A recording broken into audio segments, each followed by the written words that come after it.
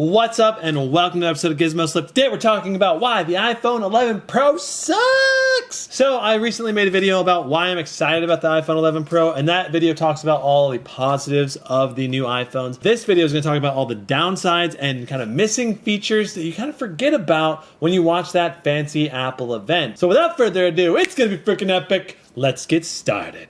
Reason number one why the iPhone 11 Pro sucks is the design is like so outdated. We have a giant notch. We are 3 generations into iPhones with notches. Like, it's time to move on. Like, we are done with notches as phones. In 2019, hardly any new phones coming out have notches. The Galaxy phones have punch outs, which are a lot less obtrusive. And then you have the OnePlus 7 Pro and the Zenfone 6 going full bezel-less. The other issue I have with the design is the camera bump on the back is enormous and it's kind of ugly. It's now arguably my number one gripe with the new iPhone is the lack of a high refresh rate display. I've been using the Razer Phone 2 and the Red Magic 3 as my primary phone the last couple months, and I have really fallen in love with the high refresh rate display. It's like amazing. And Apple has the high refresh rate on the iPad series. I was really hoping that they'd bring it into the iPhone 11 Pro lineup. There's really no reason why Apple can't do it. Once you try a high refresh rate display, the perceived speed, the smoothness of interaction,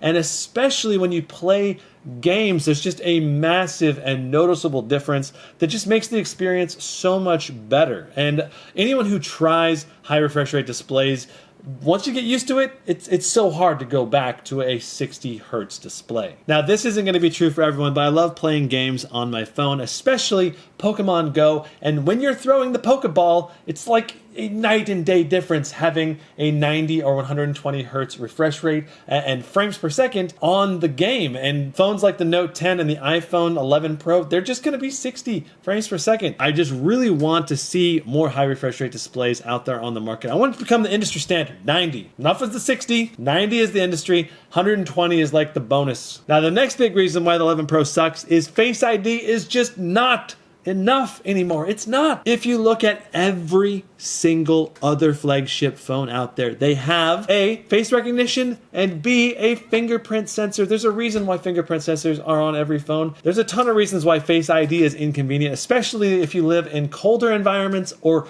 really hot sandy environments where you're going to be wearing things over your face a lot. It's just so darn convenient. By the time I pull the Razer phone out of my pocket, it's already unlocked.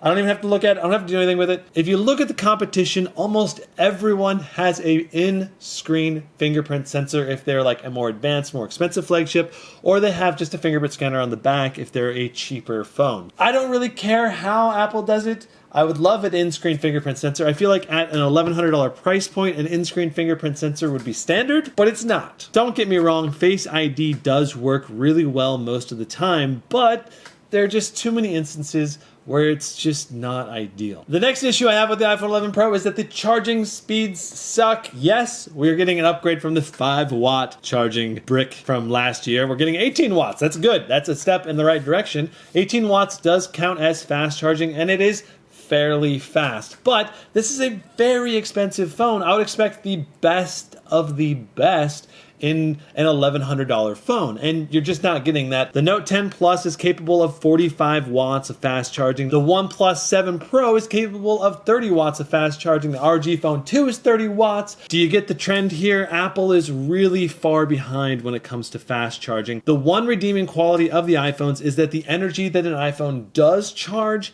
is used really efficiently. Like if you have 1,000 mAh in a Samsung, 1,000 mAh in an iPhone, the iPhone, especially with the new A13 Bionic, should be quite a bit more power efficient and be able to use that 1,000 mAh a little bit better or a little bit more efficiently. But just because you can use it more efficiently doesn't mean that I don't want faster charging, which I totally do. Some other downsides in relation to charging, the wireless charging speed is slower than the newest Galaxy devices. The new Galaxy devices support fast wireless charging, which is going to be at a higher watt speed. And then, of course, you also have the fact that the Galaxy devices also have wireless power share, which allows you to deliver battery to your neighbor's phone or, for example, your Galaxy Buds or AirPods 2. And then we have battery life on the new 11 Pro, and Apple is claiming 4 to 5 hours of additional battery life over the previous iPhone XS and XS Max. That's really impressive claim, and I'm guessing we're getting this increased battery life simply because we have more power efficient A13 Bionic chip, and we also have 20% more power efficient Retina display on the new 11 Pro. Now, the trick here is that Android phones have been absolutely destroying iPhone XS and XS Max in recent battery tests. Ever since the Snapdragon 855 came out with 7 nanometer, and the fact that Android phones also have much larger batteries, especially phones like the RG Phone 2 with a 6,000 mAh battery, the Red Magic 3 with a 5,000 mAh battery, the Zenfone 6 with a 5,000 mAh battery. The Zenfone 6 and the Red Magic 3 are both under $500, which is half the price of an iPhone 11 Pro. Now, I'm going to reserve judgment officially on the whole battery life issue until we actually have real life tests. Just know that it's something that I'm really concerned about, especially since the iPhone is so darn expensive, and you have a lot cheaper phones with bigger batteries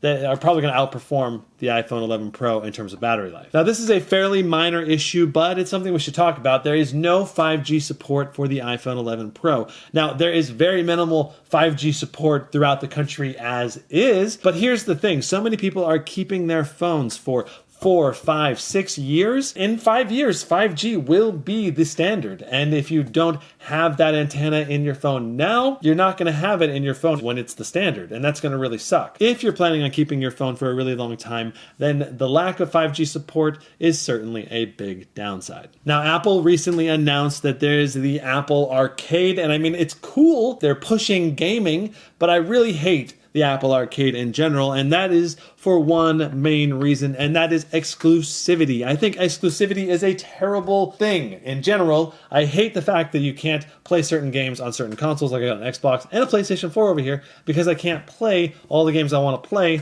on just one device. And that's the way Apple is pushing for this new Apple Arcade program. If you want to be able to play all the mobile games, you're going to have to do it through an iPhone. And that's going to suck for all the people that want to get Android devices. Now, the last major downside for the iPhone 11 Pro is that you're just not getting a great bang for the buck. I mean, at $999 and $1099, that's very expensive, especially considering that there are so many great Android phones that cost between $400 and $750. Like, you just have such great options in those categories. That said, if you're a diehard iPhone fan, you can always go with the iPhone 11, which is not really in this video, but that does provide a lot better bang for the buck at a much cheaper price point at $699. So in the end, am I going to switch to an iPhone 11 Pro Max?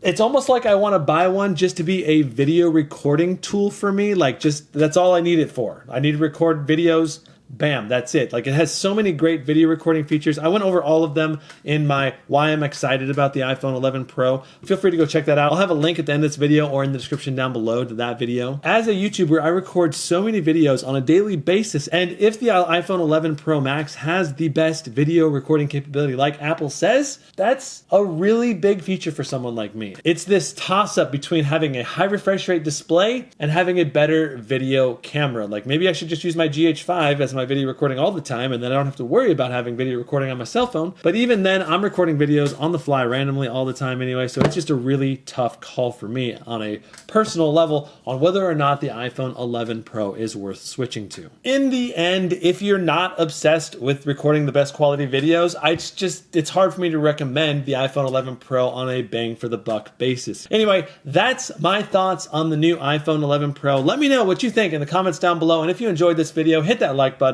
If you want to see more tech reviews and wacky durability tests of tech products, hit that subscribe button and hit that notification bell. Don't forget to go check out the why I'm excited about the iPhone 11 Pro. Again, link in the description or at the end of this video. I'll see you in the next one. Brandon, out.